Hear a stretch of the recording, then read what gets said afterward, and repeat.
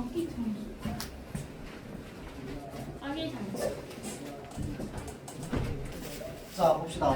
이거 여러분들 프린트에 있는데 우리 분석만 좀 간단하게 하고 저기 작업서 좀 볼까요? 자 그래서 아기 장수가 맨손으로 산 위에 쌓인 바위를 깨뜨리는 모습이 멋졌다라고 되어 있는데 자 요거 형태수 한번 나눠봅시다. 어떻게 될까요?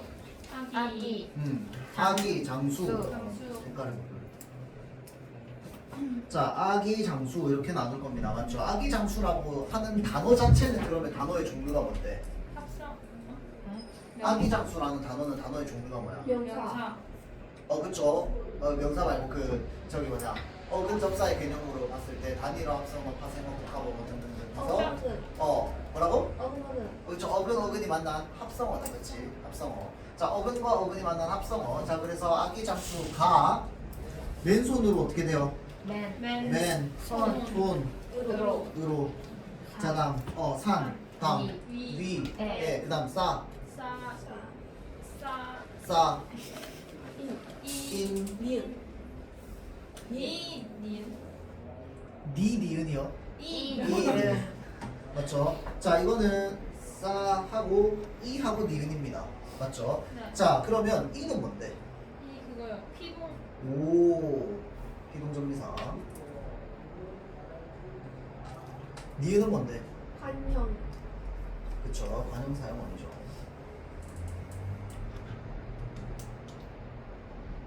자 다음 바위를 자 그 다음 깨뜨리. 깨뜨 깨뜨리. 그렇지 깨뜨리다. 자 보시면 자 그래서 애매하다 싶으면 뭐 해봐? 기본형으로 바꿔봐. 맞지? 자 기본형으로 바꾸면 어떻게 되는데? 깨뜨리다가 되는 거야. 맞죠? 그럼 어간은 어디까지야? 여기까지가 어간이야. 맞죠? 자 그러니까 리까지는 건드리면 안 되고 그 뒤에 바꿔야 돼. 맞죠? 그러니까 는이 되겠지. 맞죠? 자 그래서 깨뜨리 는의 종류는 뭔데 그러면? 그렇지 관용사용 전사입니다.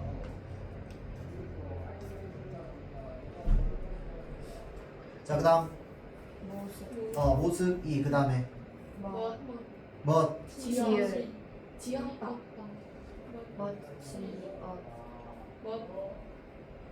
지 다.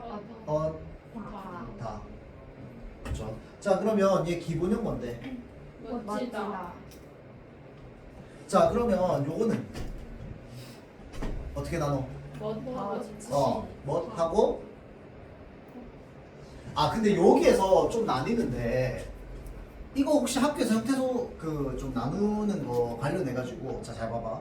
이거 단어는 없네. 단어는 없네. 이거 바라보는 관점에서 다릅니다. 그러니까 예를 들어서 못하다 있잖아, 그치? 얘를 못과 하다로 나눌 거야, 못하다로 나눌 거야. 못하다. 못하다로 나눠요. 이렇게? 맞아요? 이거는 못과 하다로 나눌 수도 있고 못하다 다 따로 나눌 수도 있거든. 왜냐면 이거는 무엇을 접사로 보는지에 따라서 달라져요. 이렇게 나누면 접사를 뭐로 보는 거야? 하를 접사로 보는 겁니다. 다를 그냥 어미 역할을 하는 걸로 보는 거고. 그냥 접사가 붙어서 동사가 되고 여기에 어간에 어미가 붙었다고 보는 거고, 하다를 하나로 묶으면 뭐냐면요, 그냥 하다 전체가 접사가 되는 거야. 이거는 가르치는 선생님들마다 다르고 바라본 학자들마다 좀 다를 수 있어요. 어찌됐건 간에 학교에서는 지금 이거 전부 다 나눴다는 거 아니야. 맞죠? 그럼 멋지다도 뭐 해야 돼? 전부 다 나눠야 됩니다. 알겠죠? 자 그래서 지금 멋은 품사가 뭔데? 명사. 명사 어근이야. 맞죠? 지다인데 지를 얘를 그럼 뭘로 봐야 돼? 접사로 봐야 돼. 맞죠? 멋지다라고 하는 건 품사가 뭐야?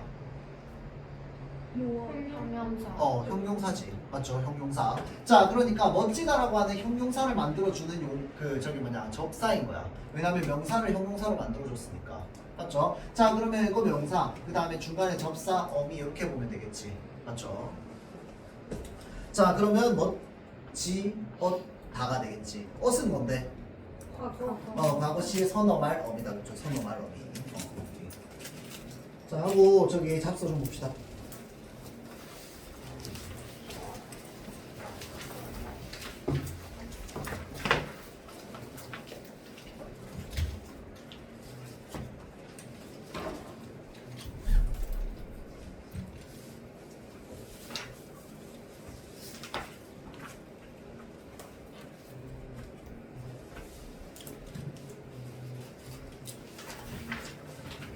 자, 그래서 우리 흔히 주제통합적 읽기라고 하는데 주제통합적 읽기에 대해서 혹시 학교에서 선생님 얘기하시던가요?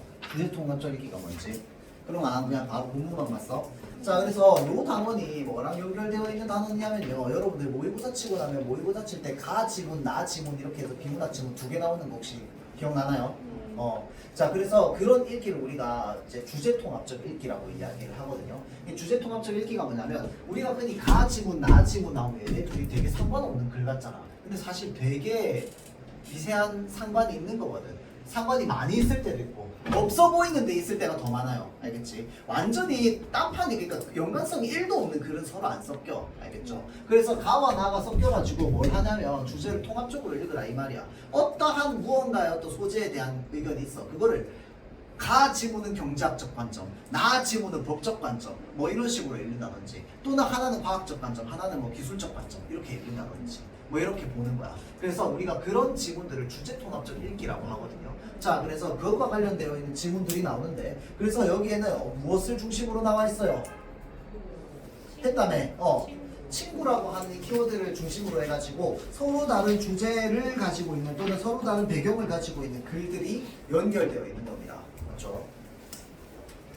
자, 그래서 지금 이거 봅시다. 친구에 대한 이야기. 자, 그래서 이거 유독공 아저씨에 대한 이야기인데, 요거 그 중학교 교과서 중에도 요거 들어가 있는 교과서 있긴 한데, 무슨 출판사인지 기억 안 나는데, 저기 뭐냐, 친구에 대한 이야기로. 자, 봅시다.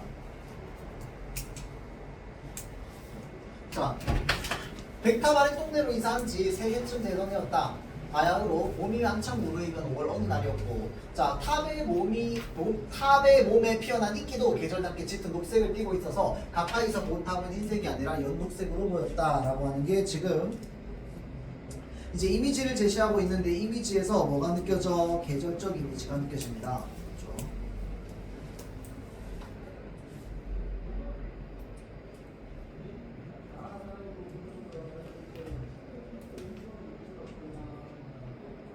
자, 그래서 벗들이 간간히 드나들던 호젓한 나의 집에 벼랑간 붉은 나무와 연장을 짊어진 장정들이 들이닥쳤대요. 집안 사람들은 눈이 휘둥그레졌고 어리둥절하기는 나도 마찬가지였답니다. 자, 그래서 이제 비좁은 마당에 짐을 부려놓는 사람들 뒤로 유득공과 백동수의 얼굴이 보였대요. 그제야 집을 잘못 찾아온 것은 아니라는 생각이 들긴 했으나 여전히 까닭은 알 수 없었답니다. 자, 그러니까 누가 들이닥쳐? 지금 장정들이 들이닥쳤어요.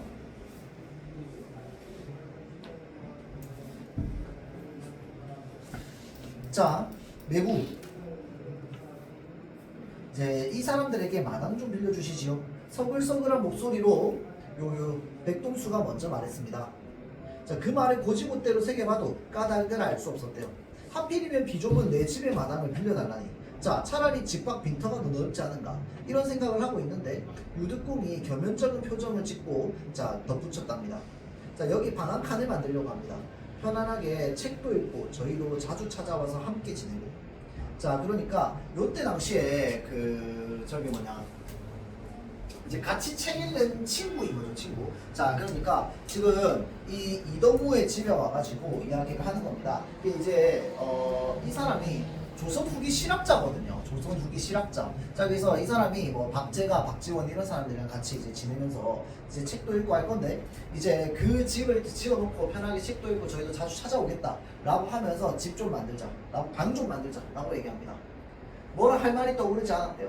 어느새 눈앞이 뿌옇게 흐려졌답니다. 자, 찾아온 것들을 한 번도 편안하게 맞이하지 못한 지난 날들이 그림처럼 지나갔대요. 자, 우리 집은 바깥채가 따로 없이 좁은 마루를 둔 2칸이 전부였습니다. 지금 상황이 어때? 굉장히 가난하게 살고 있습니다. 그렇죠? 그러니까 뭐야, 집에 칸수가 많이 없어. 마당도 좁은데. 손님이라도 찾아오면 나와 함께 있던 어린 동생은 형수와 조카들이 있는 방으로 건너가야만 했대요. 출타한 아버님이 돌아오시면 나는 찾아온 벗들과 함께 슬그머니 바깥으로 나와야만 했대요. 이 어쩌다가 이 비좁은 방 안에 무릎을 맞대고 있으면 아무래도 편치 않았답니다. 그래서 손님에게 방해될세라 아내는 목소리를 낮추었지만 아이들을 꾸짖는 목소리는 문풍지 사이로 바람과 함께 흘러 들어왔대요. 자, 그러니까 손님들이 오면은 이제 이 아내가 아이들을 데리고 이제 건너방으로 다른 방으로 넘어가는 거야. 그러고는 있는데 애들은 시끄러우니까 계속 조용히 시키는 목소리가 내가 손님을 맞이하는 방으로 점점 넘어오는 거지. 맞죠?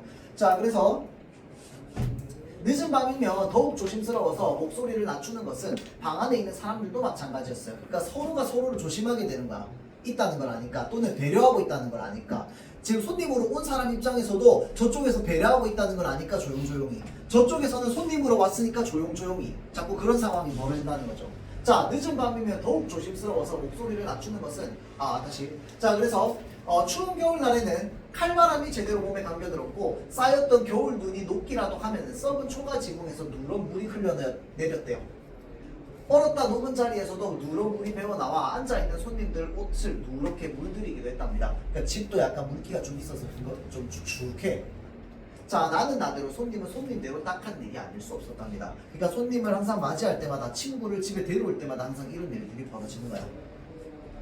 자, 그래서 보다 못한 것들이 자신이 가진 것을 조금씩 내어서 서재를 지어주자는 의문을 한 듯 싶다. 그러니까 내가 모르는 새 갑자기 두벅두벅 걸어와가지고 여기 집 좀 짓자 이러면서 갑자기 툭툭 내려놓는 거야. 자, 얼마 전 백탑 아래 사는 또 다른 서상수의 집에서 꽤 많은 책들이 서적상으로 실려 나갔다라고 하는 소리를 들었대요. 자, 그러니까 이게 무슨 말이야 지금. 이제 집에 책이 엄청 많아. 근데 이 사람도 집이 엄청 가난한가 봐. 그러다 보니까 뭐 한 거야? 이 집 책들을 다 이제 내다 팔 수밖에 없는 거지. 맞죠? 자, 그런 소리를 들었대요. 자, 이제 보니 그가 아끼던 책들이 마당에 부려놓은 나무가 되어서 내 집으로 찾아온 모양이다 라고 얘기하는데 이거 이제 비유적 표현이다. 그쵸? 자, 그가 아끼던 책들이 마당에 부려놓은 나무가 되어서 내 집으로 찾아온 모양이다. 그게 무슨 말이야? 자, 지금 이제 친구들이 내 집에 요거 방을 건설하게 되면 이 방은 이제 서재로 쓰일 거야. 맞죠? 책들이 막 쌓여 있겠지. 자, 그러니까 그때 내 친구인 한 명이 이제 이 집에서 집이 너무 좁아가지고 책을 이제 버렸던 그것들이 우리 집으로 돌아왔다 라고 하는 식의 어떤 비유적 표현을 이렇게 나무가 되어 내 집에 찾아온 모양이다 라고 얘기하죠. 자, 그래서 다른 것들도 모두 넉넉한 형편이 아니니 저 속에는 그들 책도 제법 들어있을 것이다. 자, 이곳의 일은 저 사람들에게 맡겨두고 저희 집으로 가시지요. 자, 고개를 떨어뜨리고 생각에 잠겨 있는데, 자, 유두뽕이 내 팔을 끌었답니다. 자, 일꾼들은 어느새 부지런히 땅을 고르며 붉은 제목들을 손질하고 있었대요. 돌아가는 형편을 눈치챈 아이들은 화난 표정으로 그 주위를 빙빙 돌아다녔답니다. 자그마한 서재 한 채를 짓는데 그리 오래 걸리지 않았대요. 하늘도 굳은 인상 한번 쓰지 않고 부드러운 5월 바람을 몇 번이고 흙벽을 쓰다듬으며 단단하고 매끈하게 만들어 주었답니다. 마찬가지로 어떤 표현? 비유적 표현.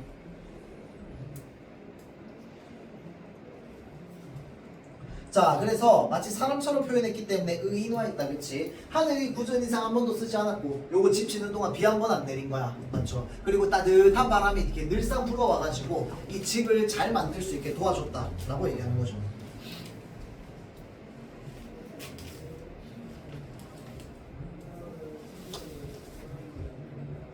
자, 그래서 그달이 다 가지 않아 내 집 마당에는 새로운 집 한 채가 자리를 잡았다. 자, 방 하나가 전부인 건물이지만 새로 올린 지붕의 풀냄새가 향긋하고 종이로 바른 흙볕이 벗들의 마음처럼 은은하고 정겨웠다. 자, 벗들의 마음처럼, 이것도 마찬가지로 뭐야? 비유적 표현이다. 그쵸? 자, 그래서 왜 그렇게 얘기하는데 이 집 자체가 누가 지어준 거야? 벗들이 이제 십시일반 모아가지고 집을 지어주고 도와주기 때문입니다. 자, 마침내 서재가 완성되던 날 벗들이 또 내 집에 모여들었어요. 아내는 모처럼 조촐한 술상을 차려내었습니다. 자, 집을 짓는 틈틈이 밤을 세워 바늘을 돌려가며 애써 마련해준 것. 자, 그러니까 지금 감사함에 을 가지고 대접해주는 겁니다. 맞죠? 그게 뭐였어? 지금 바늘을 돌려가면 계속 뭔가를 만들어가지고 이제 내 친구들에게 주는 거죠. 자, 그래서 여기에 벗들이 저마다 들고 온 꾸러미를 펼쳐놓으니 전치상이 따로 없었답니다. 자, 여전히 서로 무릎을 맞대고 앉아야 할 만큼 좁은 방이었지만, 자, 크기는 좁은 방이었지만 나에게는 온 세상을 차지한 것처럼 넓기만 했습니다. 왜 그런데 이 친구들의 어떤 따뜻한 마음을 친구들의 정을 느낄 수 있기 때문에 이제 온 세상을 차지한 것처럼 넓은 방이었다라고 얘기를 하는 거죠.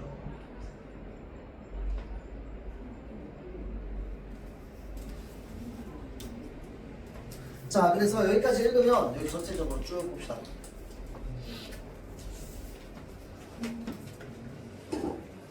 자, 맨 밑에부터 볼게요. 자, 일단 나라는 사람이 있고요. 그 다음에 친구들이 있었습니다. 자, 그래서 가난한 살림에도 이제 친구들이 계속 찾아와가지고 항상 이제 친구들을 진심으로 대해줬단 말이야. 자, 그러다가 이제 집이 너무 이제 좁고 이러니까 서로 배려하던 차에 이제 우리 집 안에 집을 하나 새로 지어주게 되었습니다. 자, 그런데 그 집을 어떻게 지어줬습니까? 친구들이 다 어떻게 했다? 각자 돈을 십시일반 모은 거야. 맞죠? 십시일반 모은데 이제 가난한 그 친구들은 뭐 한 거야? 집에 있는 책까지 팔아가지고 돈을 십시일반 모은 거야. 맞죠? 그래서 그거를 이제 우리 집 짓는 데다가 도와준 겁니다. 맞죠? 자, 그래서 그런 부분들이 좀 나오고요. 그거를 통해서 이제 진정한 어떤 친구의 모습이나 이런 것들이 좀 드러나죠. 자, 그래서 여기에서 드러나는 이제 친구의 모습을 보자면 어찌됐건 간에 뭐야? 서로가 서로 간에 이제 교류를 하면서 도와주는 어떤 그런 관계의 친구들에 대해서 이야기가 나와 있죠. 자, 다음. 참된 친구란 무엇일까요? 마찬가지입니다. 여기서도 뭐가 나와? 이 진짜 친구의 의미가 무엇인가에 대한 부분이 나옵니다. 자, 그래서 독일의 철학자 니체는 동정이 아니라 우정이라고 얘기한답니다. 자, 동정이 아니라 우정. 자, 요거 여러분들 요 지문들 같은 경우에는 뭐를 좀 기억하고 있어야 되냐면 각각의 그 글 종류마다 표현 방식이 달라요. 왜 표현 방식이 다르냐면 글의 종류가 좀 다르거든. 맞죠? 자, 그래서 맨 앞에 나왔던 그 글은 뭡니까?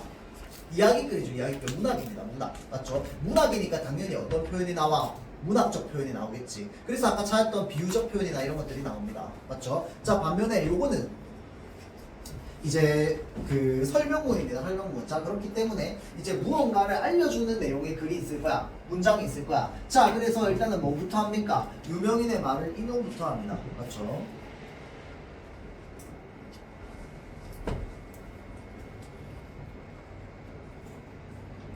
자, 그래서 니체 이야기를 할 건데, 자, 동정은 어떨 때 생기는 마음이야? 불쌍한 사람들을 볼 때 생기는 마음이야. 자, 동정심은 흔히 선한 마음으로 찬양받습니다. 그리고 동정심이 많은 건 보통 칭찬의 말로 쓰입니다. 그런데 니체는 동정을 비판하고 뭐 하느냐? 우정을 찬양합니다. 왜 그러는 것일까? 요라고 해서 질문을 통해서 뭐 하고 있어? 호기심 유발하고 있다. 그렇죠?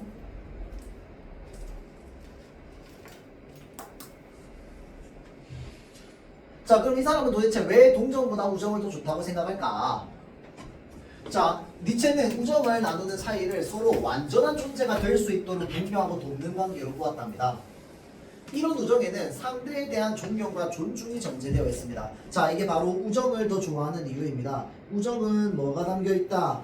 상대에 대한 존경과 존중이 담겨있다는 거예요. 자, 동정은 그냥 불쌍한 사람을 보면서 안타깝게 생각하는 게 동정이라면, 우정이라고 하는 건 존경과 존중이 전제되어 있어. 그래서 참된 우정을 나누는 친구들은 상대의 잠재력을 서로 믿는답니다. 자, 참된 우정을 가지고 있는 친구들은 서로의 잠재력을 서로 믿습니다. 자, 그래서 상대의 능력과 성실함을 신뢰하고 그런 상대를 존경하죠. 자, 그럼 상대를 동정할 때는 어떨까요? 자, 동정할 때는 그를 도울지라도 그가 홀로 일어설 수 있다고 확신하지 않습니다. 그러니까 뭐 하는 거야? 일어서를 어떻게 도와주는 거 아니야. 맞죠? 자, 그래서 예를 들어 헐벗은 차림으로 구걸을 하는 사람에게 1,000원짜리 한 장을 줄 때 우리는 그 사람이 그것으로 구걸하는 생활을 그만둘 것이라고 생각하지 않는다는 거야. 자, 그러니까 우리가 한 장을 줄 때, 1,000원짜리 한 장을 줄 때 그걸로 구걸하는 생활을 그만둘 것이라고 생각하지 않는다는 게 바로 뭐야? 우정과 동정의 차이라는 거야. 자, 그래서 요거는 예시를 들어서 얘기하고 있죠. 자, 그러면 물어볼게요. 다양한 설명 방법을 활용하고 있다? 맞는 말이 되겠지. 그렇죠? 자, 그 사람이 한 두 끼 밥을 먹고 연명하는 데 도움이 되기를 바랄 뿐입니다. 자, 그러니까 이게 지금 뭐야? 상대를 진정으로 존경, 존중한다면 국어라는 처지에서 벗어날 수 있도록 자극하고 독려해야 된다는 거야. 그가 스스로 일어설 수 있게 해줘야 된다는 거야.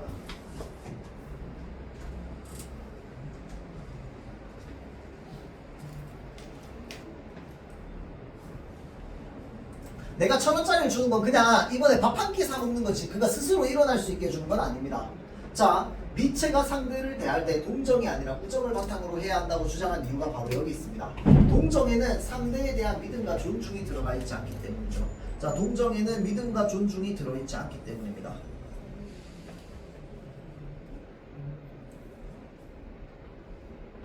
자, 그래서 상대가 설령 큰 실패에 좌절에 빠져 있다 하더라도, 실패로 인해 좌절에 빠져 있다 하더라도 진정한 친구는 그가 다시 일어설 수 있다고 믿습니다. 진정한 친구는. 자, 그러면서 친구가 다시 일어설 수 있는 방법을 함께 찾습니다. 이건 이제 니체의 관점이죠. 니체의 관점에선 진정한 친구란 이런 친구라는 거야. 자, 그래. 그런데도 친구가 여전히 좌절에 빠져 있으면 친구를 위로하기도 하고 혼내기도 하면서 다시 일어설 수 있도록 독려합니다. 이게 바로 뭐라는 거야? 존중이라는 거야.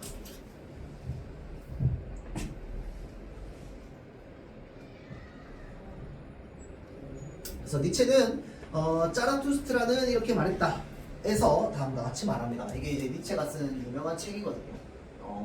약간 좀 짧게 에피소드가 나눠져 있어서 나중에 여러분들 대학 가면 한번 읽어보세요. 되게 좋은 책입니다. 자, 그대에게 고통받는 친구가 있다면 그의 고민에서 휴식처가 되도록 하라. 자, 잘 보세요. 고통받는 친구가 있어. 어떻게 해줘? 고민에 휴식처가 되도록 해라. 그러나 딱딱한 야전 침대가 되도록 하라.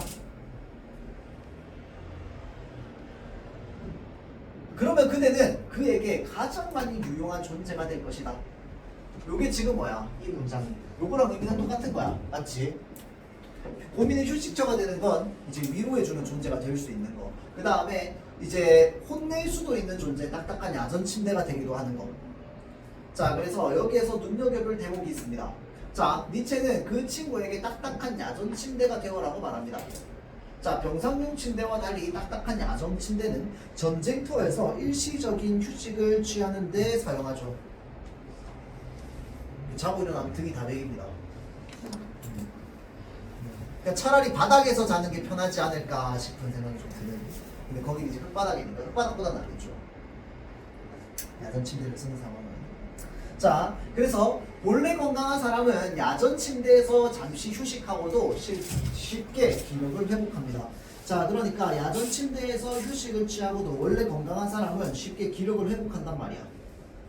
그러니까 내가 좀 불편한 침대 같은 존재가 되어준다 하더라도 얘가 스스로 일어날 수 있다는 뭘 하는 거야? 잠재력을 믿어주고 있는 겁니다. 그러니까 네가 일어날 수 있다라는 걸 난 알기 때문에 이렇게 하는 거야. 잠재력을 신뢰하기 때문에 상대가 좌절에 빠져있을 때 위로와 힘도 주겠지만 뭐도 그의 잠재력을 활발하게 다시 발휘할 수 있도록 독려할 게 분명하죠. 뭐 혼을 낼 수도 있는 거고, 맞죠? 정신을 차릴 수 있게끔. 자, 이런 의미에서 진정한 친구는 상대에게 환자가 눕는 병상용 침대가 아니라 뭐가 돼야 된다는 거야? 야전 침대가 돼야 된다는 것입니다.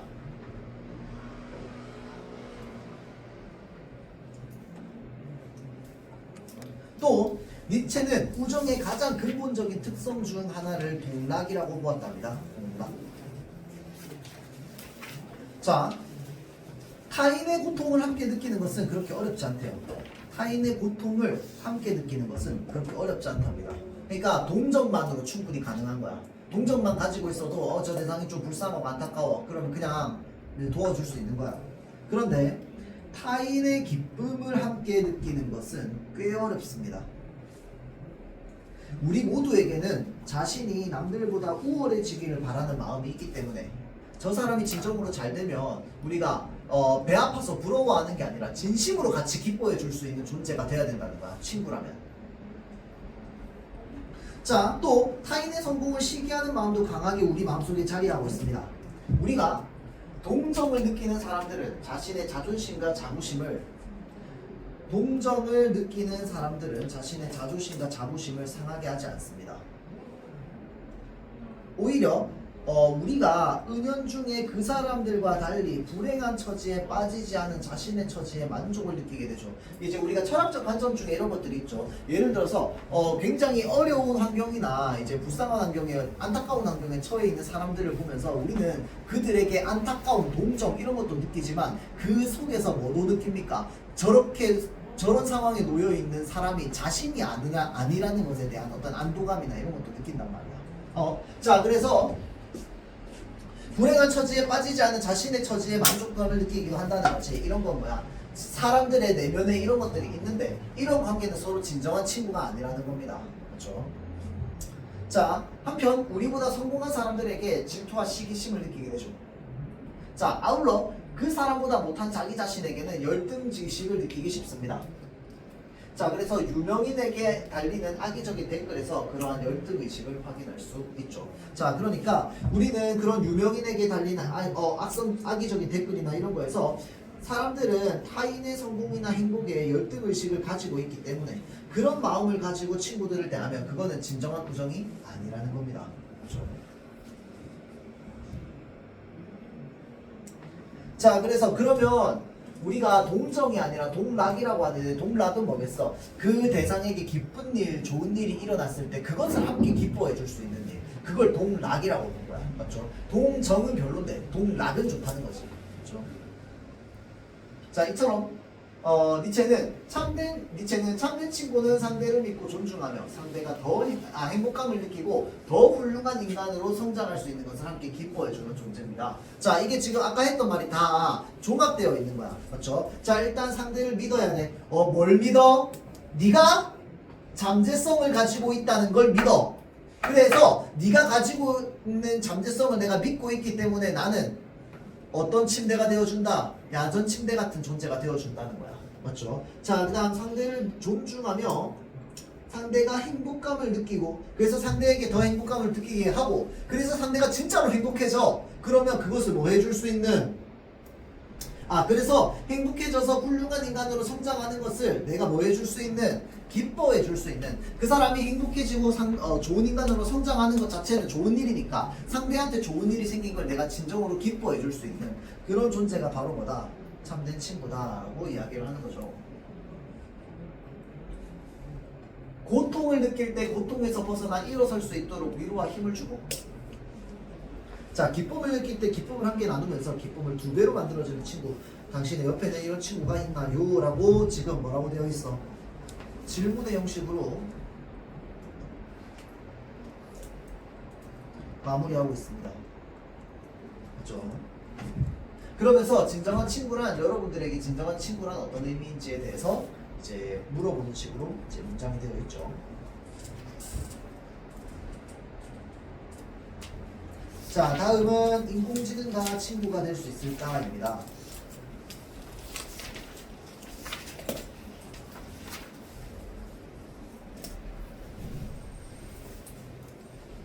자, 지금 이제 요 소설에 대한 내용이 잠깐 이제 언급이 되죠. 자, 요즘 우리는 인공지능을 주제로 한 책과 영화를 자주 접합니다. 자, 그러니까 이번에는 친구를 뭐랑 연결해? 인공지능이랑 연결했습니다. 맞죠? 자, 그래서 다시 한번 보면 친구라고 하는 이 소재를 가지고 첫 번째 가 지구는 문학이랑 연결시켰어. 나 지구는 뭐랑 연결시켰어? 철학이랑 연결시켰어. 맞지? 그 다음에 세 번째는 뭐랑 연결시켜? 이렇게 인공지능, 그러니까 기술이랑 연결시킵니다.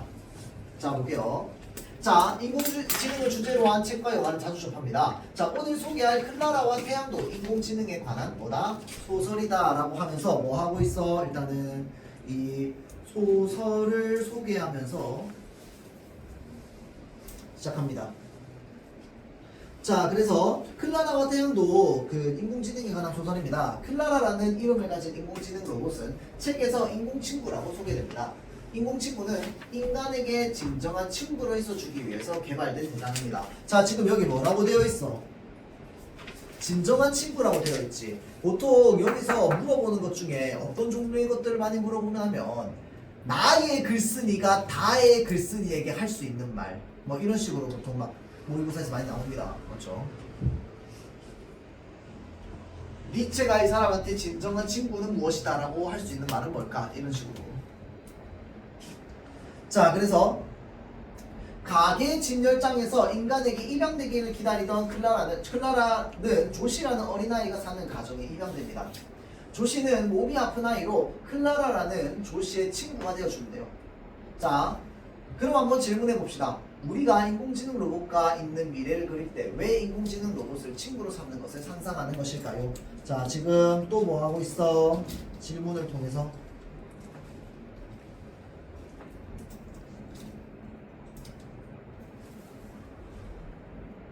이제 환기해보는 겁니다. 뭘 환기하냐면요, 인공지능을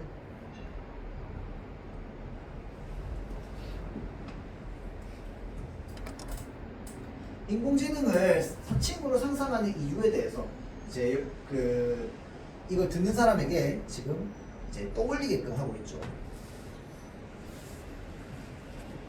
자, 그래서 이에 대한 답을 찾으려면 먼저 우리는 인간에게 친구가 왜 필요한지부터 살펴봐야 된답니다. 자, 인간에게 친구가 왜 필요한지부터 살펴봐야 된대요. 혹시 인공지능이랑 친구 어떨 것 같아요? 안 될 것 같아? 내가 최근에 한 몇 달 전에 들은 얘기인데, 아는 사람이 이제 좀 마음이 힘들었대요. 마음이 힘든데 또 사람은 만나기 싫었대. 그래서 이 힘든 마음을 GPT한테 얘기했답니다. 진짜 잘해줘요. 오, 위로받았다 그러더라고. 친구 되신 거 아니에요, 그러면? 맞잖아. 그 만약에 기쁜 일 생겼는데, 기쁜 일 생겼다고 했는데 같이 함께 기뻐해주면 니체의 관점에서 친구가 된 거 아닙니까? 어때요? 나 근데 그거 되게 듣는데 처음에는 막 웃다가 문득 이제 집에서 생각해보니까 어쩌면 진짜 친구라고 하는 게 우리가 친구의 정의를 어떻게 내느냐에 따라서 친구가 될 수도 있겠다는 생각이 문득 들기는 했어요. 사람보다 위로를 되게 잘 해주더라고요. 왜냐면 아니야, 그건 아니야. 좀 짜증나게. 짜증나게 위로해? 너가 나쁘게 돼서 그니까. 아니 너무 약간 놀리는 것 같아. 맞아. 아, 놀리는 것 같아? 아, 진짜 나 놀리는 것 같아? 난 해본 적이 없어가지고. 연애 상담을 진짜 잘해줘. 너가 해야 돼. 아, 연애 상담은 잘해줘? 네. 진짜. 그럼 헤어졌을 때는? 아니, 사실은 내 그 사람한테 들은 건 헤어져서 GPT한테 얘기를 했대요. 근데 아, 본인도 그래서 이제 들었는데 좀 잘 됐다. 아, 시작할 때 좀 별론가 봐. 그거 아니야? 그냥 말투가 이상해. 너무 꼬아요. 비꼬는 것 같아? 너가 약간 빈보듯이 미리 말해가지고 학습해가지고. 그러니까 그게 약간 그거 아니야? 그냥 친구는 본인의 거울이라서 본인이 평소에 그렇게 말했어가지고 그런 거 아니야? 모르긴 하지만. 하여튼 근데 뭔가 그 이야기를 들으면서 좀 관점이 좀 바뀌긴 했던 것 같아요. 일단 그 이야기를 듣는데 내가 일단 그 이야기를 내가 전해 들으면서 무슨 생각했냐면 나보다 나은 것 같은데 라는 생각을 했었어요. 내가 위로해 주는 것보다 그한테 위로받는 게 더 나은 것 같은데 라는 생각을 하긴 했어요. 자, 지금부터 수십만 년 동안 또는 수백만 년 전 과거로 이제 돌아가서 생각해 봅시다. 현생 인류의 조상으로 추정되는 오스트랄로피테쿠스는 대부분 맹수에게 사냥당하기 쉬운 대상이었을 것입니다. 이제 오스트랄로피테쿠스가 이제 우리 유인원의 최초의 유인원이라고 해야 되나요? 그런 거다, 그렇죠? 자, 그러다가 과거의 영장류는 지구에서 가장 나약한 존재 중 하나였는데 우리를 사냥하던 맹수의 후손은 현재 동물원에 갇혀 있단 말이죠. 자, 그래서 어떻게 이런 일이 가능했을까? 라고 생각을 해보면, 자, 일각에서는 고도로 지능이 발달하면서 뇌가 급격하게 커진 호모사피엔스가 출현해서, 자, 지구에서 인류가 가장 높은 지능과 기술력을 지니게 되었기 때문이라고 얘기합니다. 자, 이게 우리가 흔히 이제 진화론에서 얘기하는 거다, 그치? 자, 그러니까 우리가 고도로 지능이 발달하면서 뇌가 급격하게 커졌고 높은 지능과 기술력을 지니게 되었기 때문이라고 설명하는데, 자, 호모사피엔스가 정교하게 무기를 만들어서 자신보다 큰 맹수의 공격을 이겨냈다고 본 것이래요. 진화론자의 관점에서. 근데 여기에 뭐가 있냐면 하나의 문제가 있답니다. 자, 인류의 뇌가 급격하게 커진 것이 호모사피엔스만큼 지능이 뛰어나지 않은 호모 에렉투스 시점부터라는 가설 때문입니다. 자, 그러니까 오스트랄로피테쿠스 때는 진짜로 뇌가 작았어. 그런데 뇌는 언제 커졌어? 요때 커졌어. 그런데 우리가 흔히 얘기하는 호모사피엔스라고 하는 거는 요때란 말이야. 요때는 오히려 뇌 크기가 그렇게 급격하게 커진 게 아니야. 그런데 우리가 기하급수적으로 인류가 늘어난 건 요때부터 기하급수적으로 인류가 늘어난 거거든. 정착 생활을 할 수 있게 되면서. 자, 그래서 호모 에렉투스는 주로 수렵 생활을 했을 것이고 호모 사피엔스는 주로 도구를 사용하고 언어를 사용했을 텐데 어쩌면 뇌가 엄청나게 커진 건 요때니까. 자, 이 가설에 따르면 고도로 지능이 발달한 것이 뇌를 급격하게 커지게 한 핵심적 원인이 아닐 수도 있다는 가설도 있는 거야. 자, 그래서 다음 페이지. 그렇다면 인류의 뇌를 커지게 하는 핵심적 원인은 무엇이냐? 최근 많은 진화학자는 인류의 뇌를 커지게 한 핵심 요인으로 뭘 꼽는다? 친구를 꼽는다는 거야. 인류의 뇌를 커지게 한 핵심 요인으로 친구를 꼽는다. 자, 앞서 말씀드린 대로 인류는 나약해서 혼자 맹수와 싸우면 맹수에게 사냥을 당하지만 친구 100명과 힘을 합치면 메모드도 사냥할 수 있다는 거죠. 살아남기 위해서는 많은 수의 친구를 확보할 필요가 있었던 겁니다.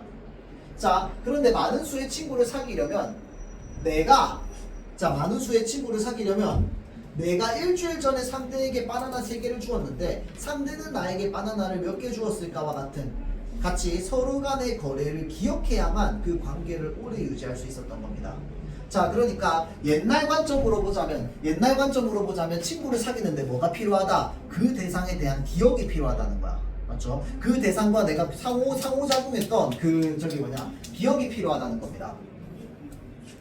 자, 그래서 더 많은 친구를 확보하기 위해서는 많은 양의 정보를 기억해야 하고 그래서 내가 점점 더 커질 수밖에 없었다. 뇌를 평소보다 더 많이 써야 했다. 더 많은 걸 기억해야 했고 그래야지 친구를 더 많이 만들 수 있고 그래야 힘을 더 강하게 키울 수 있으니까. 자, 그래서 이게 최근의 가설이라는 거야. 친구와 관련해서. 자, 이런 가설을 바탕으로 할 때 인간이 친구를 필요로 한 이유는 뭐다? 자신을 지키고 자신이 원하는 바를 이루기 위해서다 라고 얘기할 수 있다는 거야.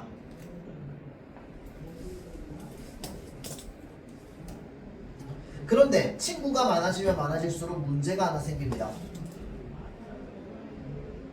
어떤 문제가 생기느냐? 나 뒤통수 치는 사람들도 많아진다는 거지. 친구의 숫자가 많아진다는 건. 맞죠? 그래서 나의 상황이 좋을 때는 내가 주는 혜택을 받다가 상황이 안 좋아지면 도망가는 이들이 많아진다는 겁니다. 우리가 흔히 뒤통수를 친다라고 얘기하는데 이제 이욕만 내는 거죠. 맞죠? 자, 그래서 그런 사람들도 당연히 많아질 수밖에 없겠지. 내가 숫자가 많아지면. 맞죠? 자, 그래서 오늘날 온라인상에 있는 그 많은 친구는 자, 지금 여기서 뭐라고 얘기하고 있어? 온라인상에 있는 그 많은 친구는 내가 무언가 필요로 할 때 도움을 주나요? 라고 해서 또 물어봅니다. 맞죠? 자, 이 말은 무슨 말이야? 이 사람은 지금 이 온라인상에 있는 친구에 대해서 뭐 하고 있는 거야? 회의적 시각을 가지고 있는 겁니다. 진짜 진정한 친구 맞는가? 그들은?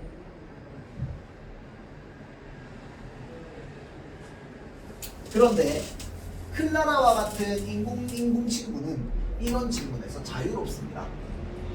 왜? 처음부터 내가 원하는 것을 만족시켜주는 기능을 지닌 로봇으로 만들어졌기 때문입니다. 자, 이런 친구를 우리가 계속 구상하는 것은 언제든지 나의 요구를 들어주고 나를 행복하게 해주는 친구가 현실에서 점점 사라지면서 무엇을 활용해? 기술을 활용해서 인공적인 친구라도 만들고자 하는 마음이 반영되어 있는 사회 현상이 아닌가 라고 이야기를 하고 있는 거야. 자, 그래서 여러분들은 몇 명의 친구를 곁에 두고 있나요? 또 질문의 형태입니다. 맞죠? 자, 근데 요거 하나 물어볼게요. 그러면 요걸 이렇게 딱 해놓고 문답의 형식이라고 하면 맞아, 틀렸지. 물어보고 답하는 건 아니야. 맞지? 요거는 그냥 말 그대로 물어보면서 그들에게 이제 환기를 하는 겁니다. 맞죠? 떠올릴 수 있게끔. 여러분들은 몇 명의 친구를 곁에 두고 있나요? 라고 하면서. 자, 그래서 내가 도움을 청할 때 들어주고 나를 행복하게 해주는 친구. 여기서 말하는 이 글쓴이가 생각하는 진정한 친구인 거죠.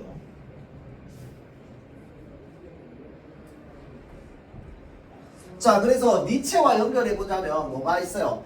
나에게 행복을 주는 친구, 그 사람에게 행복을 주는 친구가 진정한 친구라고 하는 점에서는 좀 비슷한 면도 있습니다. 그렇죠? 자, 그래서 소설 속 이야기처럼 인공친구를 구매할 수 있는 시대가 온다면 인간은 인공친구를 진정한 친구로 떠올릴지도 모른다라고 되어 있어요. 왜? 인공친구는 뭐에 부합하는데? 여기에 다 부합하거든. 날 행복하게 해주는 거랑 도움을 정할 때 들어주는 거. 맞죠? 그런데 만약에 이 인공친구가 나한테 쓴소리까지 해주고 야전 침대 같은 친구까지 해준다면 니체의 관점에서도 인공지능을 친구라고도 볼 수 있겠지. 맞죠? 자, 그래서 그렇게 보고 여기까지 풀려고 하면 좀 많겠죠? 그 단어는 다음에 봅시다. 일단은 이번 주에는 문법을 좀 해주세요. 알겠지? 문법은 좀 빡으로 해두면 시간 좀 지나도 한 일주일 지나도 안 까먹으니까. 그렇죠?